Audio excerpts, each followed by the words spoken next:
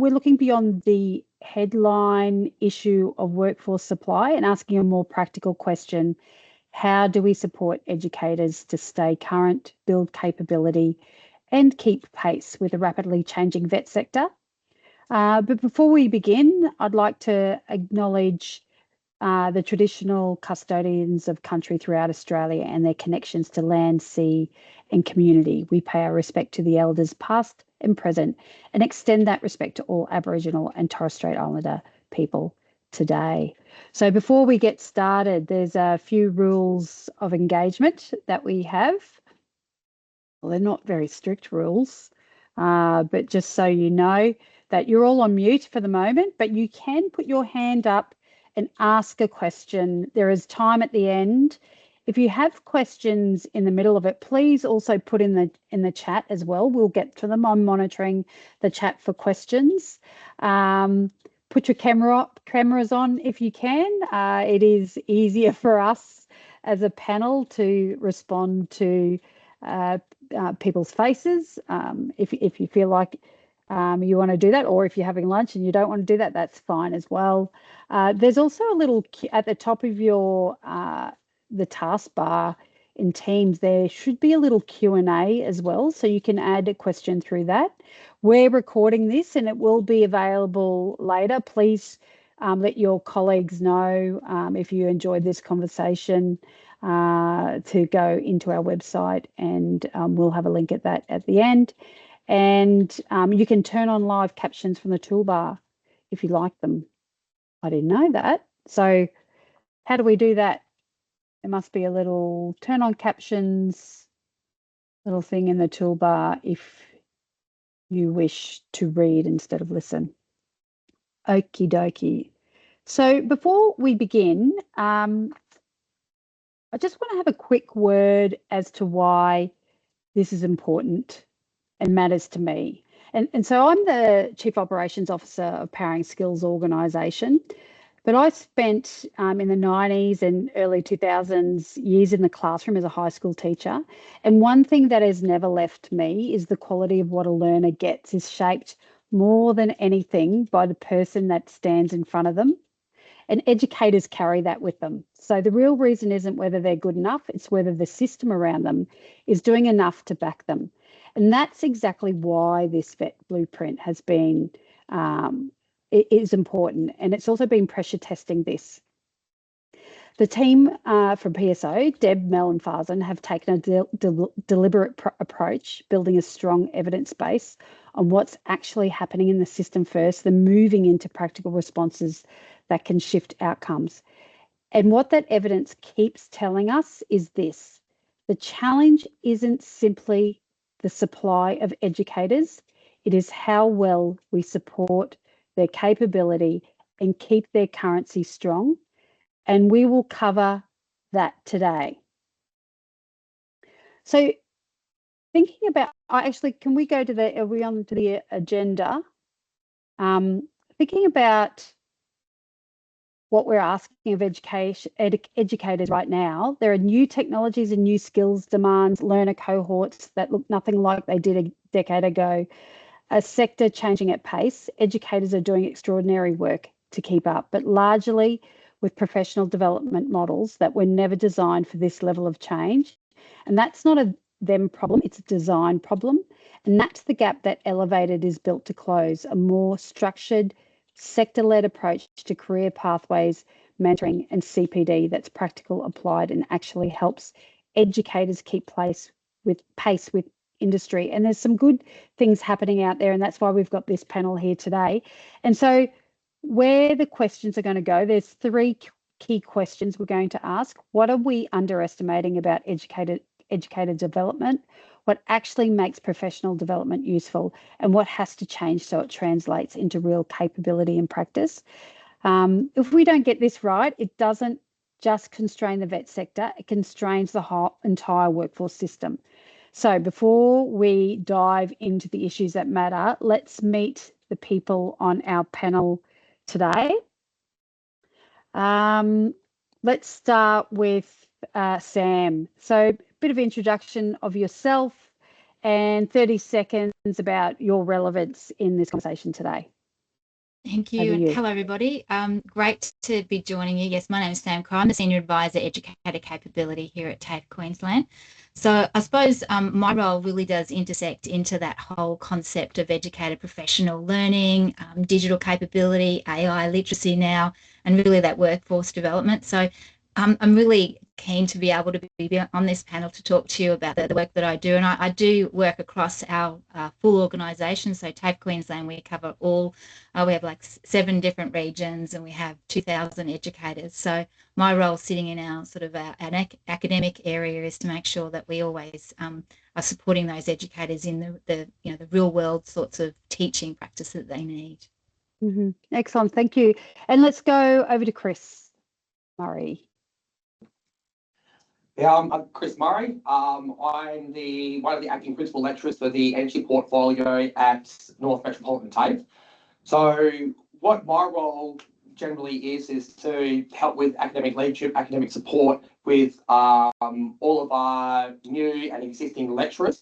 That also includes organising professional development, also still stepping in as a teaching role, and really acting some sort of academic support for people who need extra industry training, whether they need some PD work, and just any academic issues they're having within the classroom. That's essentially what my role is help support them to make sure they can get the best out of the learners that they have. So Excellent. I've only been in the role since the start of the year, but it's exciting to see a lot of new lecturers coming into the role, coming out from industry to really get back to what they've been learning out industry, applying their skills back into all of our apprentices. Excellent. Yes, I'm an electrician by trade. There you go. You got kudos now with this crowd. Let's go over to Leonie.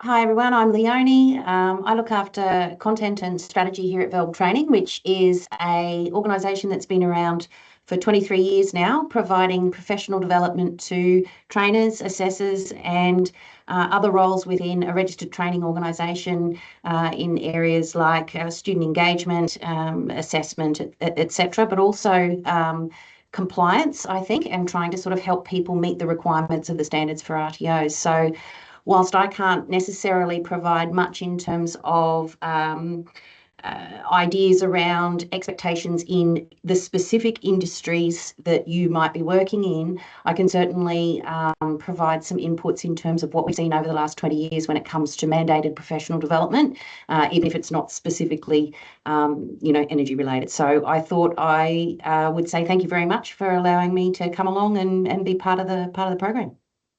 Thanks, Leonie, and let's go over to Thomas. Thank you. Thomas Seymour. So I'm the Executive Manager of Standards and Development within SAA. SAA is Solar Accreditation Australia, and we're the accreditation body tied to the Small Scale Renewable Energy Scheme. So we accredit around 12,000, a little over 12,000 solar and battery installers at a national level across the country, and manage their accreditations. And I guess we've been involved in this project because we're I suppose, directly impacted by gaps through the VET sector in terms of the accreditees and their training. They all go through additional training. So it's all electricians or electrical engineers who've undergone additional training through the VET sector before they can apply for accreditation. And also because we have quite an interesting cohort of people in that they're quite a highly skilled workforce, but a lot of them are quite inactive. And so it's an interesting opportunity to look at professional development pathways that can transition currently on tools workers into the VET sector. So they're sort of the reasons we've been involved. Excellent, thank you very much. And you can see that there's a bit of a broad range of organisations here that will be able to tackle some of these meaty questions. So, feel free to drop any questions you might have into the chat. So let's look at our round one of questions. We're going to look at the current reality, what educator development looks like right now. And Chris, I'm going to start with you. You're right at the coalface of energy delivery at North Metropolitan TAFE WA in WA. And, energy is usually a fast moving portfolio. So from where you sit, what is the one thing the sector tends to underestimate about what it actually takes for an educator to keep their capability current? One thing that's really hard to get across is the educators that we have, they are not academics. Okay, they're not coming from an academic background, they're coming from a trades background. So what we tend not to understand is because they're coming from a trade background, yes, they've all come through the tertiary education system to be able to get their certificate, their trade certificate, but being able to apply some sort of professional development to someone who doesn't have an academic background, there is no really correlation to show that, okay, in a practical sense, this is how you would actually apply this. I mean, we can tend to do as much PD as we can, or trying to improve their teaching practices through different developments. But because it's so generic, trying to convert that from academia to the real world as far as the trade is concerned, the connection's just not quite there, and it just falls on deaf ears.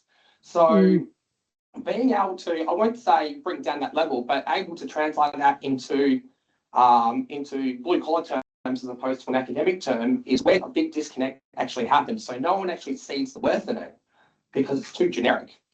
It needs to be try and geared towards more of what they're actually doing now, what they're dealing with within their industry context.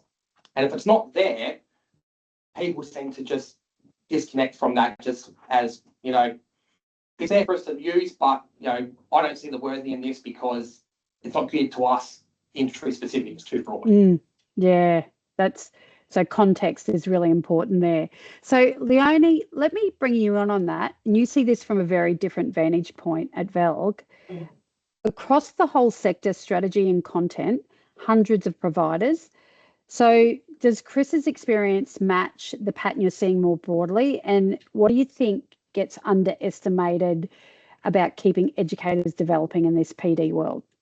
Yeah, I definitely sort of was listening to what Chris was saying, and that was kind of resonating. And I think that is across the board, regardless of the industry area that you're working in. Vocational education and training primarily is by definition not academic. So whether you're talking about school leavers, return to workers, you know, any demographic really, they're likely not coming into this from a perspective of I'm going to be able to sort of like read a whole bunch of text, to Chris's point, that's a very broad concept, and then it's my job to try and utilize that content and adapt it myself when I might not even have the skills to be able to do that, and put it into my own working context. So yeah, kudos to you, Chris. I think you nailed that one.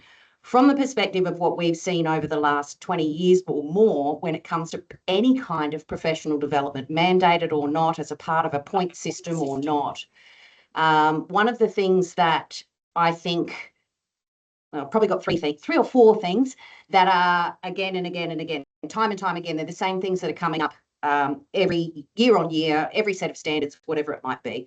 One of them is time. Having educators be allocated the time to be able to participate in professional development.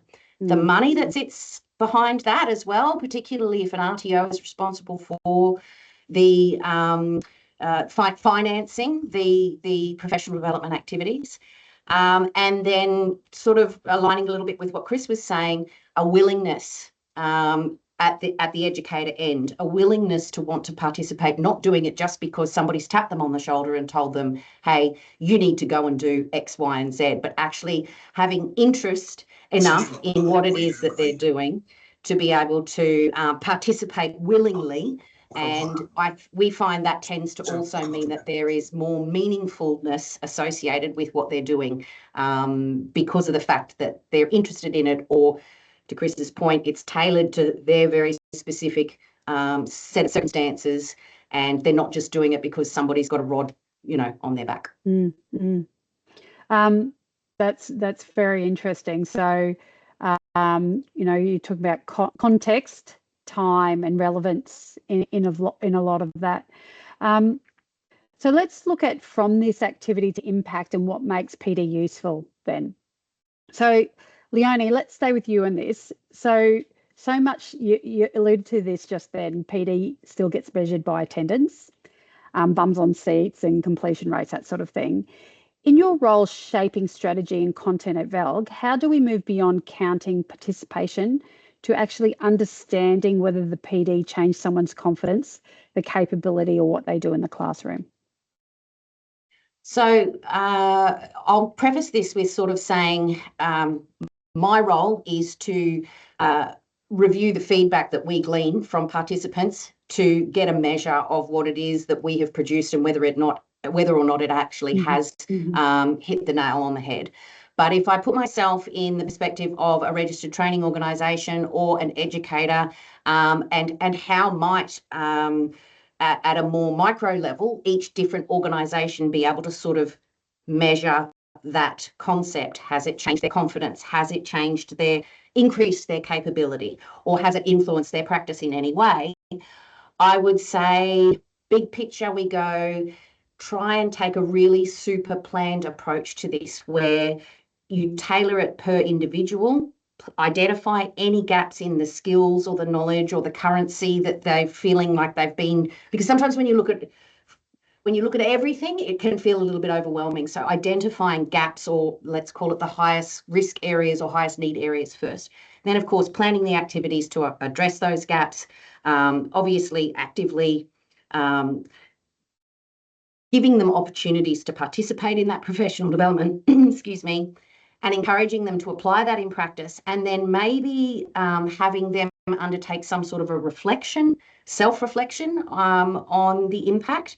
And then as an organisation, looking at that educator and potentially measuring it in terms of, I don't know whether they might have KPIs or some sort of performance review or some sort of connection that they have with their management team that discreetly targets that PD activity or PD activities plural and asks specifically about the implementation, the learning, the outcomes would be where I feel. And if you apply that holistically across the board to every professional development framework, I guess, then you are going to then have something tangible on the other end of it to make sure it's not just a tick and flick exercise.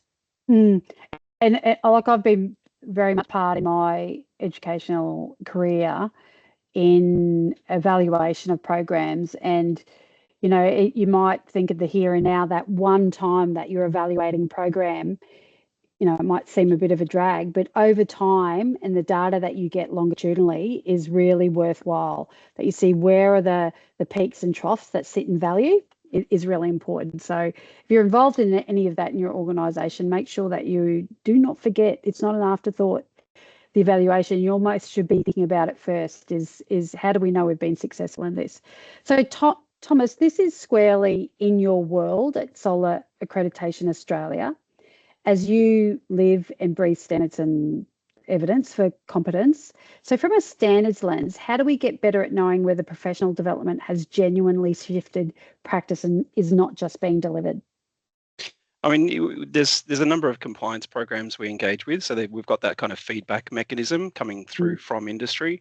But I think one of the things that we really struggle with in the renewables sector of the electrical industry is the pace of change. So we've got enormous pace of change in terms of equipment. That change of equipment drives a lot of standards change. So across the renewable energy sort of set of standards, we generally see a revision or a rewrite once a year, which is a lot for the industry to keep up with. But that's across the board, and that's where we see the sort of systemic failing in many ways, and lack of understanding for the installers who are actually out in the field. Is you've got technology driving standards, which drives changes to courses and course content to keep everyone current, and lack of currency is probably the thing that affects us most. It's also like the rest of the vet sector and like most trades, everyone talks to everyone, but everyone's being taught slightly different things through the RTO sector because of that constant pace of change. So, I mean, one of the things that we'd love to see is a bit more of a collected effort around some of these areas. It'd be amazing if there was actually a nationally recognised package of course content that was worked on by all the stakeholders that are relevant to the industry, rather than everyone working on their own content, which is obviously a huge investment and exercise for all the individual RTOs delivering the content. So that's one of the areas that we see a lot of problems sort of occurring. And then I think the other one is, and it sort of ties in with what Leonie was saying, I think we need to sort of start that journey of PD a bit earlier though, so that once they're even once we're getting people into the vet sector from being on tools in the trade, they're already familiar with that kind of professional development environment, and it also would gear them up to become subject matter experts or trainers or advisors or inspectors or maintenance specialists, people who have a bit of higher order knowledge because they've spent the time obtaining it, and then we lose them out of the sector. You know, we've got people who are in their 40s, 50s, and there's no clear pathway for them outside of being on tools, and so they just drop out of the sector completely and we lose all of that knowledge. So I think starting to train people around PD while they're still on the tools and getting them familiar with that process, and that it's actually to their advantage and benefit over the course of their career. Chris, what would you say to those people who are dropping out of the sector? Where should they go? What's your 5-second pitch? Oh, sorry, 1 minute pitch. 5 seconds is so quick. Well, if you're deciding not to do it anymore, come into the teaching sector. You know, it's not the most glamorous, it's not the most glamorous job that there is, but at least you can extend what you already know to existing and prospering students who are coming through the system, and you're passing on that knowledge. And that starts with, being able to say, this is what we do. Here's all your benefits, and this is what we're trying to get out. If we can get that word out there to say, hey, look, it's not the same as when you went to college, because a lot of these people went to college 20, 30 years ago. It's significantly different. I think if you can get that word out there to say, hey, come to us, come and relay that information back to our aspiring students, and here's the benefits of that. You could get a lot more engagement in that end, especially if they've decided it's not for me anymore, want to choose a different career path. You're still involved with the industry, but you're not having to do that backbreaking labour anymore. So that's a great value proposition. I think that there alone is not doing the backbreaking work anymore. So let's talk about supporting professional growth in practice. And Sam, this is over to you. So your whole focus at TAFE Queensland is educator capability, and it's very much about at the heart of what you do. So what does effective CPD actually look like in practice? And just as importantly, what makes it easier for educators to access it, apply it, and keep on going rather than just being a one-off? Yeah, I think part of what we do is making sure that it's relevant to them. I guess we've put in a continuing we'll call it a CCP, a continuing currency point system, which I guess helps our educators to move from measuring those hours to meaning relevance. So I think if we're going to have a CPD area, it's really ensuring that it's practical, applied learning. I really need to be able to put it into practice. I need to see the relevance. I need to see the authenticity of it.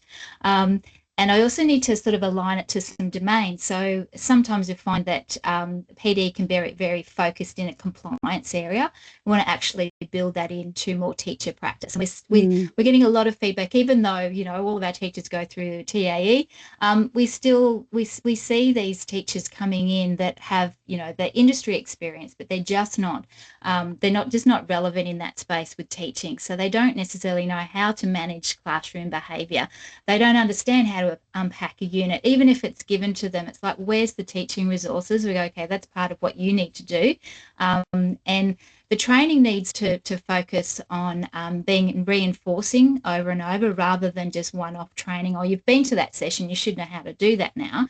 So it's around building, I guess, things around just-in-time training as well. So a lot of things that we do is we might have webinars, we might have a TQ on demand sort of or demand system, but just in time that they know that they can reach out. And everything that everyone's been saying is like they're reading my notes, because it's the same thing. We're having that same experience with time poor, making sure it's relevant, connecting to the fact that the expectation is sometimes that, oh, it's just part of what we need to do, but where's that spare capacity that I've got to actually, take on this training? So, excuse me, I'm going to lose my voice in a minute. Excuse me. But I guess, and I think Thomas touched on it before around educator inductions. And I feel that we do this quite well at TAFE Queensland. And I was talking to some teachers the other day, just trying to get some feedback for this session. And they indicated that, part of what we do with the induction is some of the best induction they've had throughout their career. And they've been in the trades industry for a number of years. And they indicated because it was personalised, it was linking to them, it was individually paced, it provided practical hands-on experience in that space. So it wasn't just about focusing on, compliance, but it was that capacity, the capability, and it wasn't just information sharing. I think that's important. So, but I really do think we need to do some more focus around assessment, design. Obviously, digital capability is a key one here.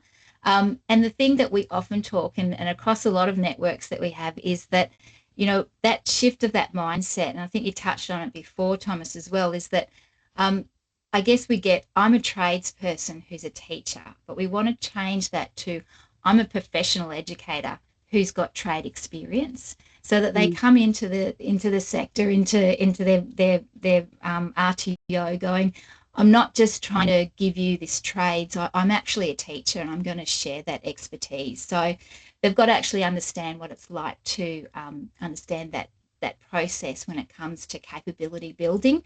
And obviously having some sort of point system is helpful, not just to count points, but know the relevance of what those points mean, so they can identify how much is enough and, what should I be doing in that space. And there's a lot of vocations that have, point systems in the healthcare system, in the secondary school system, in, Engineers Australia. There's a lot of organisations that have that existing to their professional practice, which is important. And sorry, Sam, I'm going to pick on you, and I know your voice is failing. It's like a punishment, isn't it? But what do you alluded to the fact that your onboarding and that process is, gets really good. Good reviews? What do you do that's innovative, do you think, in that space? Yeah, I think it's around firstly coming together across our organisation with our educator capability teams, having a framework that is over a 6 months, actually goes out to 9 months, so that and it's very structured in that, so that there's key touch points that we're going to address. We've got checklists, we've got mentoring from their teams, but also from their educator capability areas. Plus, we've got a self-paced on-demand course, so that they can take that through. So they generally get those 3 or 4 days when they first join, and they're inducted into that process. But it's not just I've been to a full day induction and then off you go, you're on your own. It's this program that they can work with. We've actually also just introduced a new educator community practice. So they go through the induction process, but they also are invited. We've got 6 sessions we run a year and a team's community practice. So they're invited to attend that, and it steps them outside of these are the key things you need to know, compliance and teaching. That goes back down to what does it look like to work at TAFE Queensland? What does it look like to work in a classroom? So really giving them that sort of, authentic experience. And we've got key, presenters in that space as well. So they feel very supported. And look, across the organisation, we've got so many, as all others do, we've got so many variances in our industry areas. But if we give them the same experience, they're also having those conversations in the staff room around helping each other and building those communities as well. So Chris, back to you, and I'd like to hear your experiences and examples that you've got. And so what makes CPD stick for you and your colleagues on a day-to-day, and what helps it land and last? And if you can allude to anything that you feel that the Met North TAFE is doing really well or innovatively, please share. We would love to learn. Yeah, so one thing that I like to raise is like with the certificate 4. I don't know about any of your experiences with the Cert 4, but it feels like the Cert 4 is more geared towards compliance. It doesn't actually prep anyone to go in and teach and deliver. All right, that's what it feels like as far as the background is concerned, what that actually delivers. So a lot of what we do, especially with new lecturers, when we do our onboarding process, we'll hook them up with either a mentor within the actual portfolio, or because we do the TAE in-house, they'll also have mentorship through the TAE process as well. The TAE helps them get through, the compliance side of things, what we must do as far as assessing, but having a mentor who's already an existing lecturer helps them understand how the process works, how they actually are supposed to, how they can deliver and how they can tackle classes when they need to. So we do that really well, because otherwise, if that doesn't happen, people fall through the cracks and they don't know if they're doing the right or wrong thing. And you can end up with some disheartened people who decide that this isn't for them. But other things that we do, as far as like a vocational currency, we do have return to work programs, our CLIP program, where if lecturers need gaps in whatever it is that they're teaching, they can go to industry. They're paid while they're out of industry to go and get that vocational currency, so they can bring that to TAFE and reapply that. Now, as far as our vet currency is concerned, we've got a couple of courses that we do run. One, which is our Instructional Intelligence Masterclass, which was a collaboration between Dr. Barry Bennett and the State School Teachers Union. And that class we run, I think, either twice or 4 times a year. We either run it every semester or every term. I'd have to double check with that. But that's essentially bringing in some teaching practices as far as how we can approach students to teach and deliver in certain ways, and other approaches, so that way we maximise the outcomes for the actual learner. So nominations go up for that every term. It goes to our head of programs, it goes on to our director, and whoever's keen for it, it's not something that we've mandated, but if someone wants to improve their teaching practices, they can go through there. So we've had quite a good success rate going through that. We generally get people go through that every term. And just in the entry portfolio, we have over up to 100 lecturers between all of our campuses. So we might lose 1 or 2 people per term to go all through that, and then that's spread through word of mouth saying, hey, look, I've gone through this. We had a bit of suspicion before that maybe it's not for us, but once they've gone through it, it's kind of spread like wildfire. It's worked really well, so more people want to do it, and it collaborates from there. So that gets done really well as far as professional development is concerned. I have recommended to our end that it really should be geared towards more of new lecturers who are coming into the space. So anyone who has recently completed their TAE through the system, come straight into this course, because you'll find that your teaching practices will actually start to improve, because you'll actually have strategies now to be able to implement. So that does work really well on our end. We also do some universal design courses for digital literacy as well, because we are in the process of going to a new LMS, and we're working with that in the background to be able to improve our digital skills, but also moving to more of an online space to be able to engage the students in different aspects as opposed to just going on pen and paper all the time. So there are a couple of things that we're doing as far as in the background is concerned. And then from there, it's just monitoring and reviewing, see what is actually out there, see what's working in the industry and what we can actually find to bring back to the college and go, hey, this is what we found. It's quite interesting. But it's having those initial leaders to go out and do that first, say, yeah, this actually worked really well. Because if they can get positive feedback within their colleagues, there comes to be more engagement, but someone needs to make that step first. So that's how we've tackled so far and hope to expand on from there. Yeah, and you alluded to partnerships, and I ran a session the other day around partnerships with industry and RTOs, and that's really, really important in this, and not just industry as it comes to the electrical industry, but also industry when it comes to educator industry. So partnerships are really important with organisations such as VELG. So This is the closing round of questions, and thank you for your question, Roz. I hope Sam's answered it there.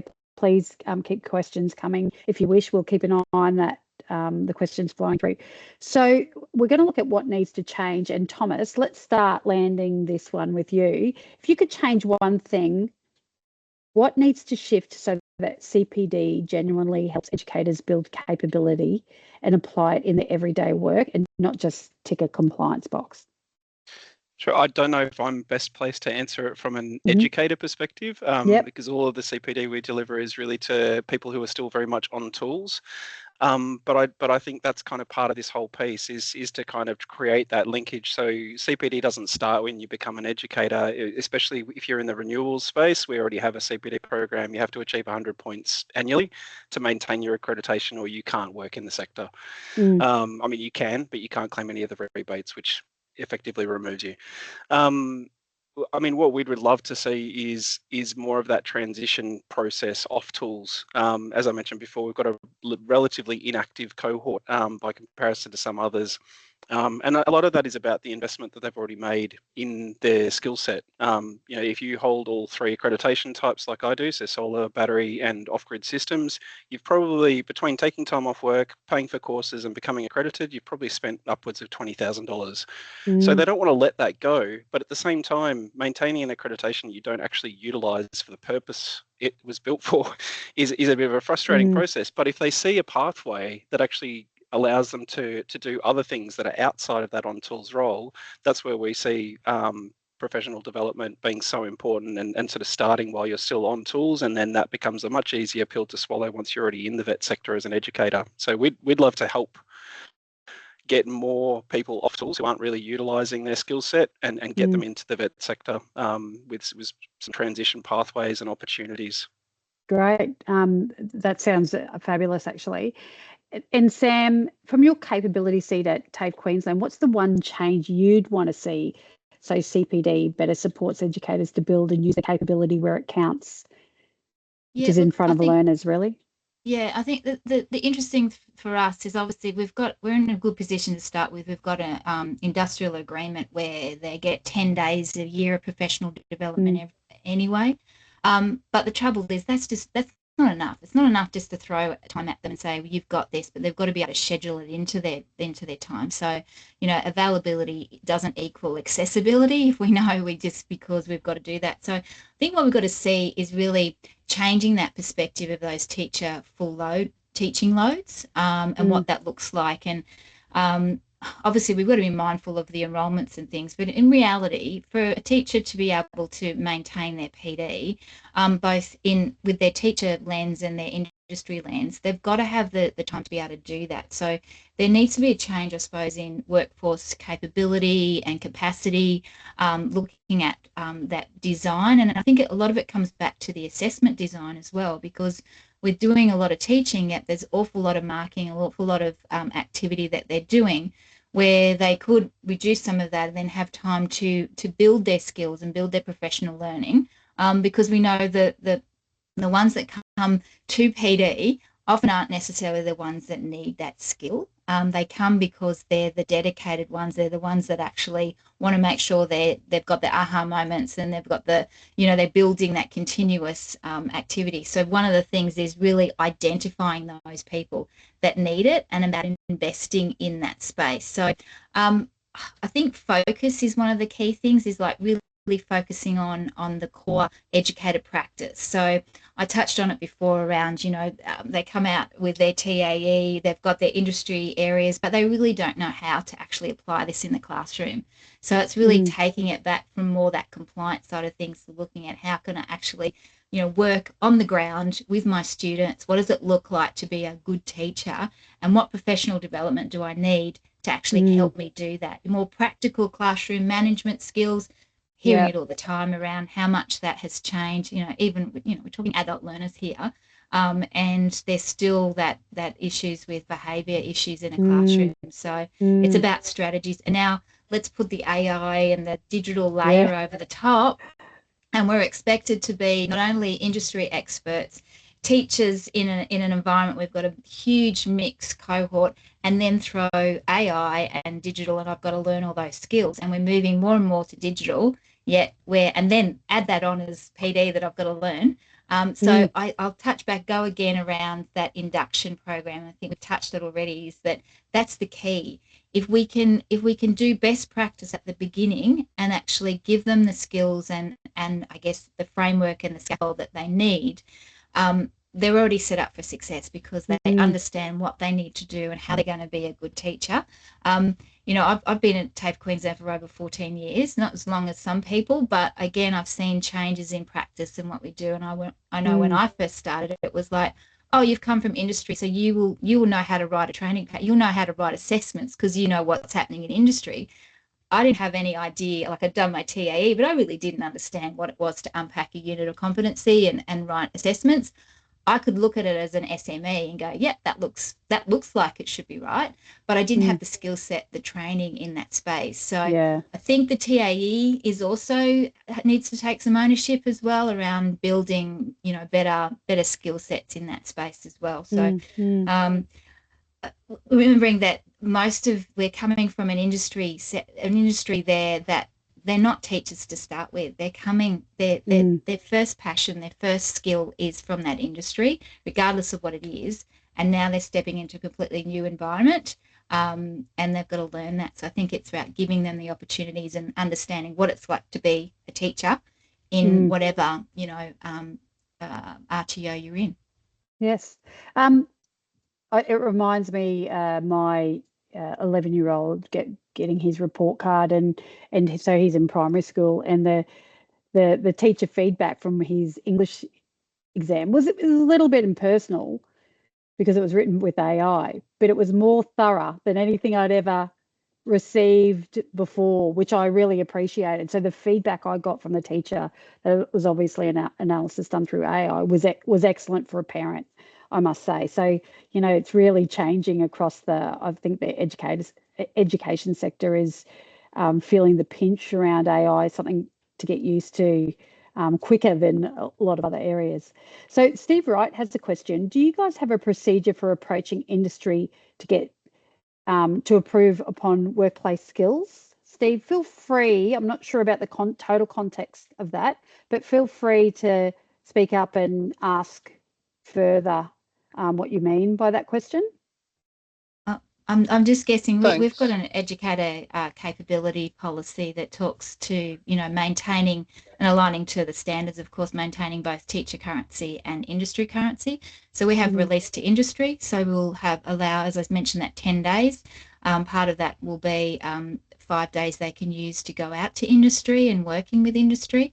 I'm wondering if that's where you're coming from that. But yes, part of the fact that they have to maintain their industry currency means they have to build that relationship with industry anyway. And I would beg to differ that most educators are not actively involved with industry. It's part of who they are. Yeah. Yes. If that answered your question, I'm not sure.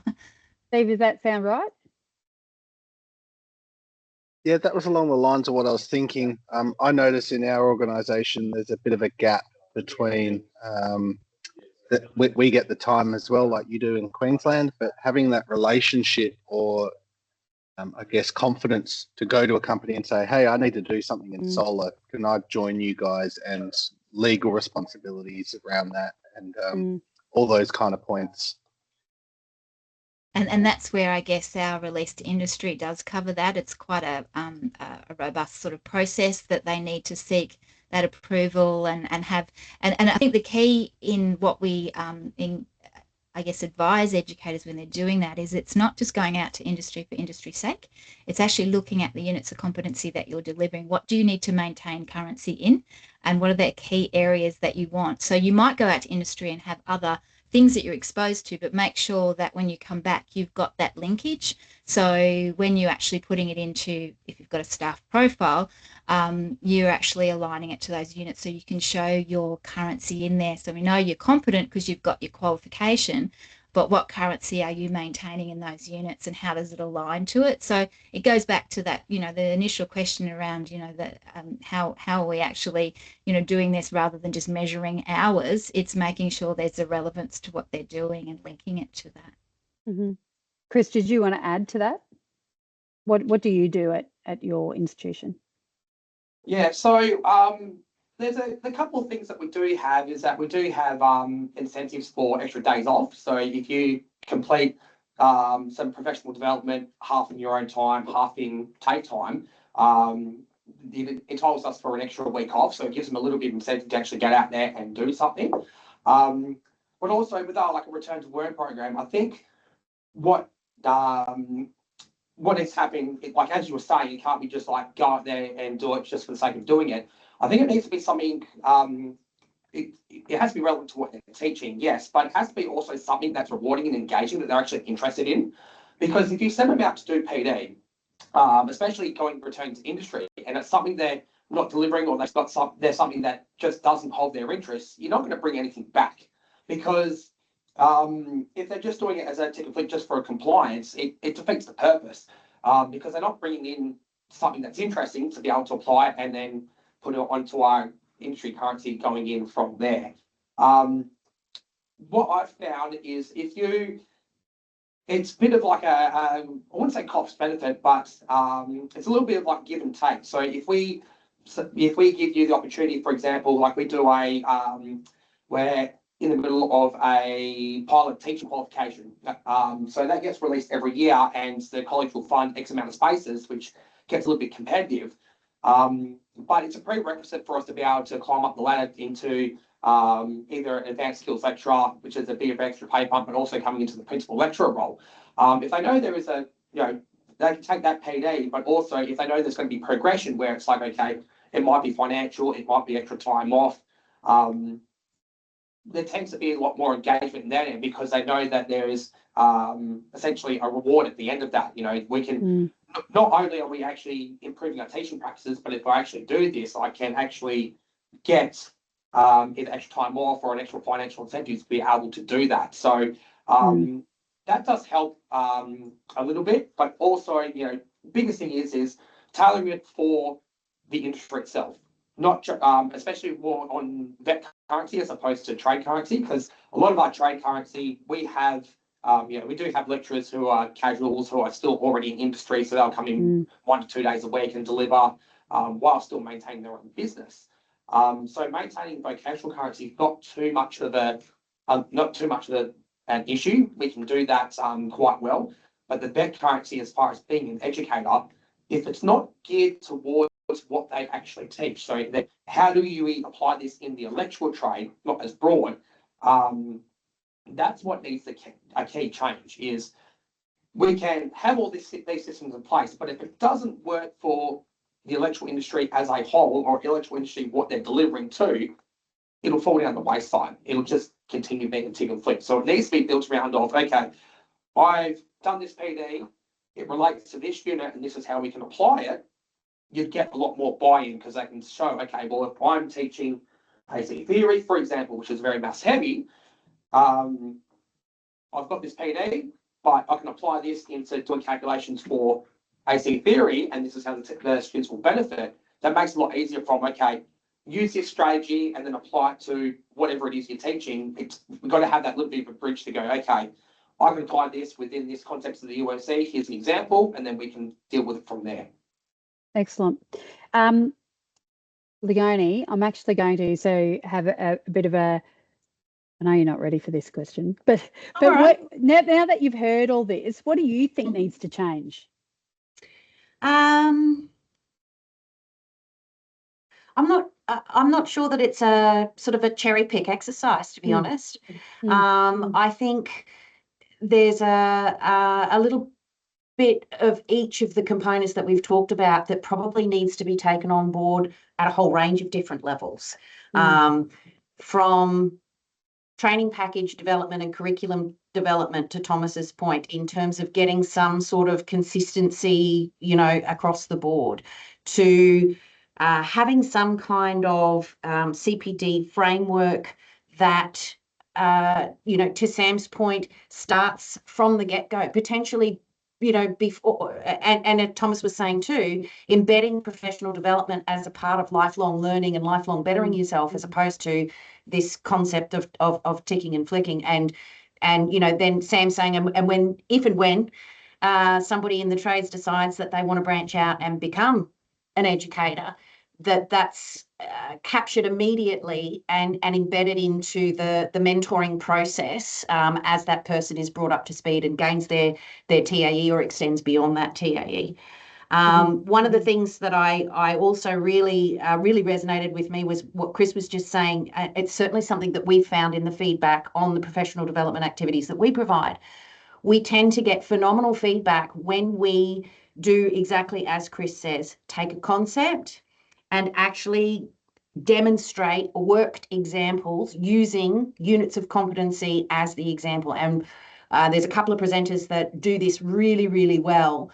And we try, you can't, there's so many industry areas, so we can't sort of go, here's one in electricity and here's one in finance and here's one in, but maybe picking three where you get one in childcare, one in engineering perhaps, and another in business, to just sort of show the scope of a particular concept as it applies in those different settings. So I think that's a fantastic thing to be for the dual professional, the person that is the educator and the tradesperson. The real importance is the marriage of those two things together, I think. And in terms of big picture, a CPD framework of any kind, whether it's going to be government-led at the highest level or whether it is something that is implemented within even a very small RTO that maybe only has 5 or 6 trainers and assessors in it, I think one of the key things is clear definitions around defining how much and in what area. So that how much is the $64 million question that has been asked forever and a day, right? When it comes to industry, from our perspective, we teach people how much professional development. We say, well, you need to be guided by your training package and the industry area that you're working in. Because to Thomas's point, the industry area that he's in is churning every 9 to 12 months. So the expectation could be, if you were going to have such a framework in that industry area space, that there would be, and I'm sure he's already done this in the framework that he uses, but X, Y, and Z every 6 months or whatever it might be. So defining clear definitions, defining how much. Having a simple kind of a structure to it. It doesn't have to be super, super complex, because I think we're all living in a world where we're just so overburdened by compliance requirements and currency requirements, and we have to do something in AI if it's going to be practical because we're working with students that are in AI, all of that sort of stuff. And they just it feels like there's this massive sort of competing priorities there. So not necessarily overcomplicating it. A long time ago, IBSA put out a CPD framework for the vet workforce, essentially, to define how much and what have you. That was many moons ago now, maybe closer to 15 years ago now. And it was so complicated. Everybody went, yeah, look, that looks great, but I can't implement it because it's so overcomplicated. So keeping it a simple structure, those practical worked examples, I think. And one thing that I've heard coming through as well from all three of my co-panelists is having a visible pathway that, and that pathway might be some sort of benefit, but it also might be required if you want to hold your appropriate certification. It might be that you get to reach a next level in the educator space and become more of a mentor than a hands-on, whatever that might look like. To gain that willingness for somebody to participate needs to be captured really early, and then also doesn't just get dropped and you've just got to keep doing that forever and a day. There's a pathway. There's a reason why you're doing it, and there's a pathway coming forward. Excellent. Thank you so much. And let's wrap up. We've got 5 minutes to go. So a few things that stood out for me was right at the start, the conversion from academia to coalface needs to be well thought out. The time, cost and willingness being a large factor in engagement. Personalisation came up a few times and it's key, and ensuring that you've got gap identification. ensuring that there is integration of PD KPIs into your org strategy was spoken about. The pace of change, which is leading to inconsistencies in the system, was identified. CPD should be integrated into the practice of teaching. Authentic experience is important, so much to identify here. Teaching and trainer mentoring and buddy systems work. Teaching load needs to be addressed. And finally, keeping PD simple and make sure you've got a framework to leverage off is really important. So what I take from all of this, that solving supply, so we talk a lot about in a PSO about supply, it gets people through the door, but capability, currency and support keeps people in the vocation and makes them effective. And without one, the other doesn't hold. So the task isn't asking educators to try harder here. It's designing a system worthy of the work they're already doing, practical, applied, connected to industry, and built for the pace of change that's coming. And that's exactly the participation here today and what the VET Blueprint and Elevated are working to build. And the insights from this panel like this are precisely what shapes whether we get it right or not. So generally, thank you very much to Sam, Leonie, Chris and Thomas for your honesty and your expertise today and being part of the conversation. Kai, if you want to put up the slide again. So there's resources and next steps. This recording will be available on our website. You can scan there or you can go to empoweringskillsorganisation.com.au, and if you look in the VET Blueprint section, you'll see connectors to insights that will take you to a whole lot of resources and tools for your sector, frameworks, not only recorded video, but other video as well, conversations, podcasts, all sorts of things for this sector.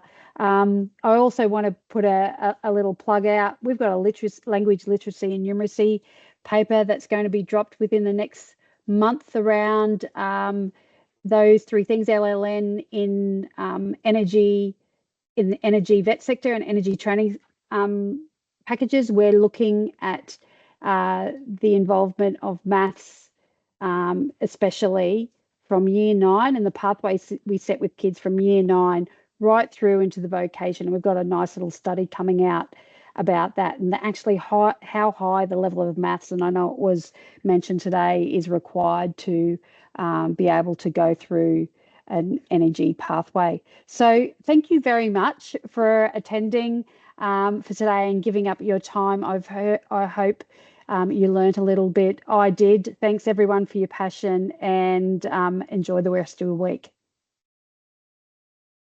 Bye. Thanks for having us on the call. Thank you.